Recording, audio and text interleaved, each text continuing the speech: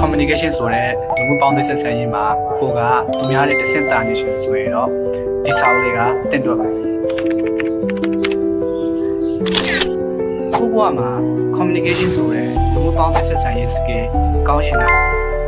ကျွန်တော်နေ့စဉ်ဘဝမှာလူတိုင်းနဲ့ပေါင်းသင်းဆက်ဆံနေရဖြစ်တဲ့အတွက်ကြောင့်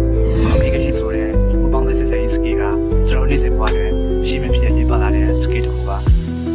ကိုယ့်နေ့စဉ်ဘဝမှာရှိမဖြစ်ရေးပါ communication skill ကိုက basic level ရောက်ရှိနေဆိုရင်တော့ကျွန်တော်စာအုပ်လေးတုံးနဲ့ basic ပဲရှိပါတယ်အဲ့ဒီစာအုပ်ကတော့လူသဘောလူမနှောဆိုတဲ့စာအုပ်လေးပဲဖြစ်ပါတယ်ဒီစာအုပ်လေးကတော့ကျွန်တော်တို့လူမှုပုံမှန်ချင်းမှာမဖြစ်မနေရေးပါလာတဲ့ communication skill ကိုအဓိကအထူးပြုပြီးတော့ရေးသားထားတာဖြစ်ပါတယ်ဒီစာအုပ်မှာဘာတွေရေးထားတာလဲ